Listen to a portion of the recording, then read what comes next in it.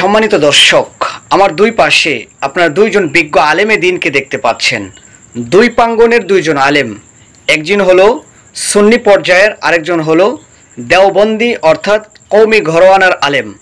একজন হলো এনায়েতুল্লাহ আব্বাসী, আরেকজন হলো রেজাউল করিম আবরার। এই দুইজনের বক্তব্য আজকে আপনাদেরকে শোনাবো ঈদে মিলাদুন্নবী প্রসঙ্গে। ডক্টর এনায়েতুল্লাহ আব্বাসী সাহেব যুক্তি দিতেছেন এবং প্রশ্ন করতেছেন, পারলে তোমরা দলিল দাও। এবং আমি আপনাদের সঙ্গে কথা বলবো এবং রেজাউল করিম আবরার সাহেব আপনাদেরকে ঈদে মিলাদুন্নবী পালন করা নিষিদ্ধ এই বিষয়টি আপনাদের মাঝে তুলে ধরবেন ইনশাআল্লাহু তাআলা। সম্মানিত দর্শক, আশা করি আজকের এই আলোচনাটির মাধ্যমে উনি প্রশ্ন করবেন এনায়েতুল্লাহ আব্বাসী সাহেব এবং রেজাউল করিম আবরার হুজুর উত্তর দিবে। অনেক ইউটিউবার, অনেক মানুষ বলে থাকে কওমি আলেমরা চুপ কেন। দেখা গেছে এনায়েতুল্লাহ আব্বাসী সাহেবের শাগরেদ মাসুদ বক্স বিভিন্নভাবে প্রশ্ন ছুড়ে দিচ্ছে কওমিদের উপরে, কওমি আলেমদের উপরে, ওনারা নাকি চুপ থাকে।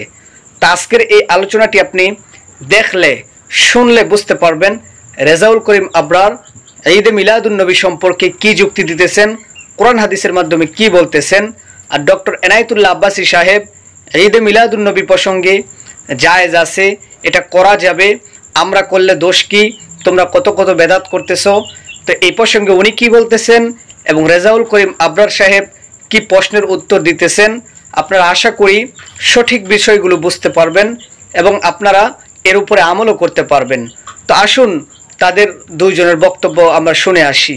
প্রথম এনায়েতুল্লাহ আব্বাসীর প্রশ্নগুলো, দ্বিতীয়ত রেজাউল করিম আবরার সাহেবের উত্তরগুলো আমরা শুনলে অবশ্যই বুঝতে পারবো। তো আসুন আমরা ডক্টর এনায়েতুল্লাহ আব্বাসী সাহেবের প্রশ্নগুলো শুনি, যুক্তিগুলো শুনি ইনশাআল্লাহ। তো বেদাতের সংজ্ঞায় যদি যান, সবই তো বেদাত। তারপরে করেন কেন বলবেন বেদাতে হাসানা।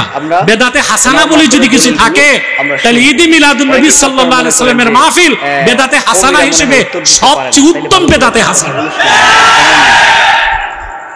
কেন ভাই তোমরা যদি এত স্লোগান দাও তা আমি কথা বলবো কেমন করে? সাহাবায়ে কেরাম নিজেরাও বেদাতে হাসানাকে মানতেন। এই যে কেউ কেউ বলে তিন যুগে যা ছিল না তাই বেদাত, এটা মূর্খতা। সাহাবায়ে কেরামের যুগেও বেদাত ছিল, এটা বেদাতে হাসানা ছিল। আর মুখস্থ ফটাফট ফতোয়া দিবেন না এটা বেদাত, এটা সুন্নত, আগে বুঝতে হবে, ঠিক না ভাই? কওমিরা মনে হয় উত্তর দিতে পারে। বেদাতের মধ্যে তো বেদাতে হাসানাও আছে না? আমরা কি বেদাতে হাসানা করি না? কথা বলেন। এই যে আমরা বাংলাদেশে তাফসীরুল কোরআন মাহফিল হয় না? সাহাবায়ে কেরাম কি এই কাইফিয়াতে করতেন? মূল উদ্দেশ্য ঠিক আছে, কাইফিয়াত ভিন্ন, তাই বলে এটাকে কেউ নাজায়েজ হারাম বলবে? ঈদ অর্থ কি? আসসুরুরুল আয়েদ, খুশি না, যে খুশিটা বারবার ফিরে আসে, যে খুশিটা আসসুরুরুল আয়েদ। তো পারিভাষিক অর্থে ঈদ দুইটা, একটা ঈদুল ফিতর, একটা ঈদুল আযহা। কিন্তু শাব্দিক অর্থে অনেকগুলো দিনকে হাদিসে ঈদ বলা হয়েছে। প্রত্যেক জুমার দিন ঈদের দিন, প্রত্যেক আরাফার দিন, প্রতি বছর আরাফার দিন ঈদের দিন। আপনি যেদিন বিয়ে করছেন, বছর ঘুরে যখন ফিরে আসে আনন্দ লাগে না? ওটাও ঈদের দিন। আমি আপনি যেদিন জন্মগ্রহণ করছি, আমার জন্মদিনটা আমার ঈদের দিন। যেই ঘটনা ঘটে একবার, মনে পড়ে বারে বার, মনে পড়ে যতবার, তাকে বলে ঈদ। আল্লাহর আখিরি নবী মুহাম্মদ সাল্লাল্লাহু আলাইহি ওয়াসাল্লাম আজ থেকে ১৫০০ বছর আগে মক্কাতুল মুকাররমায় হযরতে আমিনার নূরময় রেহেম থেকে তাশরীফ নিয়ে এসেছেন। সুবহে সাদেকের সময়, রাতের শেষ সময়, দিনের শুরু। সুবহানাল্লাহ। কারণ আল্লাহ রাতকেও খুশি করছেন, দিনকেও খুশি করছেন। সেই রাতকে বলা হয় লাইলাতু মাউলিদিল মুস্তাফা। সুবহানাল্লাহ। প্রতি বছর রবিউল আউয়াল মাস আসলেই ১৫০০ বছর আগে সেই লাইলাতু মাউলিদিল মুস্তাফার কথা মনে জাগলে প্রতিটি মুমিনের হৃদয়ে আনন্দের হিল্লোল বয়ে যায়। শরীয়তের সীমার মধ্যে থেকে মুমিন যদি আনন্দ উৎসব করে, জায়েজ তরিকায়, সুন্নত তরিকায়, মুস্তাহাব তরিকায়, সিরাতুন নবী নামে মাহফিল করে বা মিলাদুন নবী নামে ওয়াজ মাহফিল করে, হামদনাত পড়ে, জিকির ফিকির করে, তাবাররুক বিতরণ করে, খাস মুনাজাত করে, তাকেই তো বলা হয় মাহফিলে ঈদে মিলাদুন নবী।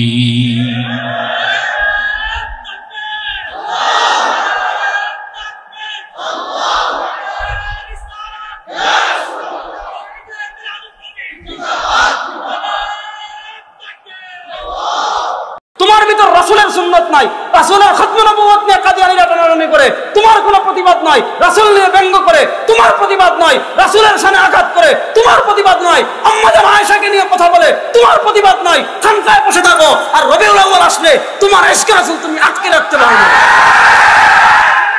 আচ্ছা, মিলাদুন নবী, মিলাদুন নবী মানে আল্লাহর নবীর জন্ম। বলেন, মিলাদুন নবী মানে কি? আল্লাহর নবীর জন্ম। আচ্ছা, আল্লাহর নবীর জন্মগ্রহণ করেছেন এই কথা কি পৃথিবীর কোন মানুষ অস্বীকার করে? না। আর আসতে বলেন না কেন? আচ্ছা, আল্লাহ নবী যদি জন্মগ্রহণ না করতেন তাহলে তিনি নবী হইতে পারতেন? আমরা তার উম্মত হইতে পারতাম? আমরা ইসলাম পাইতাম? তাহলে আল্লাহ নবী যে জন্মগ্রহণ করেছেন এই কথায় পৃথিবীর কারো মধ্যে কোনো ইখতিলাফ? আচ্ছা বলেন, আল্লাহ নবীর জন্মে আমরা খুশি না বেজার? বুঝে বলেন, কারা কারা খুশি একটু হাত তোলেন তো। আল্লাহর নবীর জন্মে আমরা খুশি, এই কথায় সবাই একমত। আল্লাহর নবীর জন্ম উপলক্ষে আমরা খুশি প্রকাশ করতেও চাই। বলেন, আমরা খুশি প্রকাশ করতে চাই। এবার প্রশ্ন আসেন, আমরা খুশি প্রকাশ করতে চাই কিভাবে? যেভাবে করেছেন নবী এবং সাহাবা একরাম সেভাবে। বলেন, যেভাবে করেছেন নবী এবং সাহাবা একরাম। আচ্ছা বলেন তো, আল্লাহর নবীর জন্য আমরা যতটুকু খুশি হয়েছি, আমাদের থেকে আবু বকর রাদিয়াল্লাহু তাআলা বেশি খুশি হয়েছেন কি হন নাই? আমাদের থেকে রাসূলুল্লাহ সাল্লাল্লাহু আলাইহি ওয়াসাল্লাম খুশি বেশি হয়েছেন কি হন নাই? দেখেন, আল্লাহর নবী নিজেও খুশি হয়েছেন, আল্লাহর নবী নিজে তার জন্ম উদযাপন করেছেন। আপনি যদি প্রকৃত আশিকে রাসূল হন, ভণ্ডামি না করে যেভাবে আল্লাহর নবী তার জন্ম উদযাপন করেছেন সেভাবে করেন। এখন আল্লাহর নবী কিভাবে করেছেন আমাদের জানার দরকার আছে না নাই? মুসলিম শরীফের হাদিস, হযরত আবু কাতাদা আনসারী রাদিয়াল্লাহু তাআলা থেকে হাদিস এসেছে, সুইলা রাসূলুল্লাহ সাল্লাল্লাহু আলাইহি ওয়াসাল্লাম আন সিয়াম ইয়াউমিল ইসনাইন। আল্লাহ নবী সাল্লাল্লাহু আলাইহি ওয়াসাল্লাম সপ্তাহে প্রত্যেক সোমবার রোজা রাখতেন। কি বারে? আল্লাহ নবীকে সাহাবায়ে কেরাম জিজ্ঞেস করলেন, আপনি প্রত্যেক সোমবার রোজা রাখেন কেন? আল্লাহ নবী তিনটা কারণ বললেন, হাদিসে পাওয়া যায়। এক নম্বরে, ফিহি উলিদতু, সোমবারে আমি কি করেছি?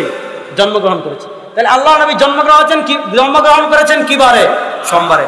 দুই নম্বর কারণ বলেন, ফিহি উবাসু আলাইয়া, সোমবারে আমার উপর পৃথিবীতে প্রথম ওহী এসেছে। তিন নম্বর কারণ বলেন, সোমবার আর বৃহস্পতিবার বান্দার আমল আল্লাহর কাছে পেশ করা হয়। আর ইন্নী উহিব্বু আন উরাদা আমালি ওয়া আনা সাইম, আমি এটা পছন্দ করি আমার আমলকে আল্লাহর কাছে এভাবে পেশ করা হোক যে আমি রোজাদার। তাহলে আল্লাহর নবী সোমবার রোজা রাখতেন তিন কারণে। জন্মগ্রহণ করেছেন, ওহী এসেছে, বান্দার আমল আল্লাহর কাছে পেশ করা হয়। সহিহ হাদিসে পাওয়া যায় আল্লাহর নবী তার জন্মদিন পালন করতেন, প্রত্যেক সোমবারে রোজা রাখতে। এবার আমি আপনাদের কাছে জানতে চাই, সোমবার মাসে আসে কয়দিন? কমসে কম। আল্লাহ নবী মাসে রোজা রাখতেন কয়দিন? এবার বলেন, বছর হয় কয় মাসে? কুড়িগ্রামের মুসলমান বলেন না, কয় মাসে? তাহলে প্রত্যেক মাসে যদি আল্লাহর নবী 4 দিন রোজা রাখেন, 4 12, আল্লাহর নবী কমসে কম বছরে 48 দিন কি করতেন? তুমি যদি প্রকৃত আশিকে রাসূল হও, প্রত্যেক সোমবারে রোজা রাখো। কথা বলেন না কেন? আল্লাহর নবী তার জীবনের 63 বছরে 12ই রবিউল আউয়াল কোন আমল করেন? কিয়ামত পর্যন্ত সময় দিয়ে গেলাম। কোন পর্যন্ত? যে 12ই রবিউল আউয়াল আল্লাহর নবী একটা রোজা রেখেছেন, একটা করেছেন। আল্লাহ নবী সুস্পষ্টভাবে নিষেধ করেছেন যে আমি তোমাদেরকে যে ঈদগুলো দিয়েছি এই ঈদগুলোর বাহিরে, আল্লাহ নবী মুসান্নাফ আব্দুর রাজ্জাকের হাদিস তাউস রাহিমাহুল্লাহ থেকে এসেছে, আল্লাহ নবী বলেন, আমার উম্মতরা শুনো, লা তাত্তাখিযু ইয়াওমান ঈদা, আমি যে ঈদগুলো দিয়েছি এই ঈদের বাহিরে গিয়ে লা তাত্তাখিযু ইয়াওমান ঈদা, নিজেদের পক্ষ থেকে মন গড়া কোনো দিনকে ঈদ বানায়ো। আল্লাহ নবী নিষেধ করেছেন। এবার বলেন, 12ই রবিউল আউয়ালকে আল্লাহ নবী ঈদ বানিয়েছেন?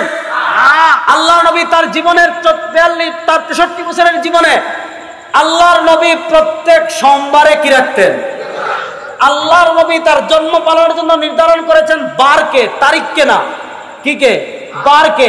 আমি যদি আশিকের রাসূল হই, আমার জন্য উচিত হলো নবীর অনুসরণ করা। নবী রাখতেন রোজা, আমরা বানিয়েছি ঈদ। নবীর এক নির্ধারণ করেছেন বার, আর আমরা নির্ধারণ করেছি তারিখকে। এখন তো শুধু এটা ঈদ না, এখন এটা সাইয়্যিদুল আয়াত, নাউজুবিল্লাহ। তো এই সাইয়্যিদুল আয়াত সকলের সেরা ঈদ, আল্লাহর নবী বুঝেন নাই। আমাদের উদ্দেশ্য হলো আমরা আলেমদেরকে মহাব্বত করব, আমরা আলেমদেরকে পছন্দ করি। তো এইখানে আপনারা একজন প্রশ্ন করছে, আরেকজন উত্তর দিছে। তো অনেক সময় দেখা গেছে আপনার বিভ্রান্তির মধ্যে পড়ে যান। ঈদে মিলাদুন্নবী পালন করা জায়েজ আছে নাকি জায়েজ নাই। তো রেজাউল করিম আবরার সাহেবের উত্তর থেকে আপনি জানতে পারলেন ঈদ নামে কোনো প্রসঙ্গই নাই, নিজে নিজে বানানো হয়েছে নতুন করে ঈদ। রসুলের জন্মকে উপলব্ধি করে তারা আরেকটি ঈদ খুশি উদযাপন নিজেদের মন গড়াভাবে যদি তৈরি করে, আর এটা পালন করা জায়েজই, এটা পালন করতেই হবে, ফরজ সুন্নত বলে যদি তারা আখ্যায়িত করে, তাইলে কিন্তু এটা বেদাতে রূপান্তর হয়। রেজাউল করিম আবরার সাহেবের দলিল হলো এইটা। আর আপনার এনায়েতুল্লাহ আব্বাসী সাহেব কিন্তু তার যুক্তিগুলো পেশ করছে। সে বলতেছে তোমরাও তো কি করতেছো, অনেক বেদাত করতেছো, অনেক বেদাত করতেছো যেগুলো শেষ নাই। হ্যাঁ, অনেক বেদাত তোমাদের মাধ্যমে ফুটে উঠতেছে। কিন্তু দেখা গেছে আমরা যখন বছরে একবার রবিউল আউয়াল মাসে ঈদে মিলাদুন্নবী, নবী সাল্লাল্লাহু আলাইহি ওয়াসাল্লামের জন্মকে উপলব্ধি করে আমরা খুশি উদযাপন করব, বিভিন্ন ওয়াজ মাহফিলের বা জলসার আয়োজন করব, এটাকে তোমরা বেদাত বলতেছো। তাইলে বেদাতে হাসানা বলে যদি কোনো কিছু থাকে, তোমরা যদি বেদাতে হাসানা বলে কুরবানির চামড়া কালেকশন করতে পারো, মাদ্রাসায় লেখাপড়া করতে পারো, রসুলের জামানায় যেটা ছিল না, তোমরা দান সৎকা গ্রহণ করতে পারো কবি মাদ্রাসার ছাত্রদেরকে খাওয়ানোর নামে, তাইলে আমরাও এই বেদাতটা পালন করব। বেদাতে হাসানা যদি উত্তম হয়ে থাকে, তাহলে সবচাইতে বড় উত্তম বেদাতে হাসানা হলো রসুলের জন্মতে খুশি হয়ে আমরা ঈদে মিলাদুন্নবী পালন করব। এটা যদি বেদাত হয় তাহলে আমরা এইটাই পালন করব। তো আশা করি আপনারা দুইটা বিষয় থেকে কিছু না কিছু হইলেও বুঝতে পারছেন। আসল বিষয় হলো আমরা এই দলের মধ্যে আমরা যাব না। একটা হলো কওমির দল, আরেকটা হলো সুন্নিদের দল। এই দলের মধ্যে আমরা না গিয়ে আমরা রসুল সাল্লাল্লাহু আলাইহি ওয়াসাল্লামের জন্ম মৃত্যু নিয়ে পড়ে না থেকে আমাদের উদ্দেশ্য হলো রসুলের সুন্নত কায়েম করা, রসুলের আদর্শ মেনে চলা, রসুলের জীবনী ইতিহাস নিয়ে আমাদের জীবন গঠন করা। অবশ্যই রসুলের জন্মতে আমরা খুশি, রসুলের মৃত্যুতে আমরা শোকাহত, এই বিষয়টি তো আমরা এমনিই জানি। এটা নিয়ে আবার শোক পালন করতে হবে, এটা নিয়ে আবার প্রকাশ্যে আমাদেরকে ভাইরাল করতে হবে, এরকম কোনো বিষয় নয়। যে আলেমের কথাগুলো আমাদের মাঝে ভালো লাগবে, ওই আলেমের কথাগুলো শুনে আমরা অবশ্যই আমাদের যুক্তি অনুসারে কোরআন হাদিস মেনে আমরা চলবো ইনশাআল্লাহ। সম্মানিত দর্শক, আশা করি এই ভিডিও থেকে আপনারা কোনো না কিছু বুঝতে পারছেন। ভালো লাগলে অবশ্যই লাইক দিবেন, শেয়ার করবেন, সাবস্ক্রাইব করে আমাদের চ্যানেলের পাশেই থাকবেন ইনশাআল্লাহ। আসসালামু আলাইকুম ওয়া রাহমাতুল্লাহ।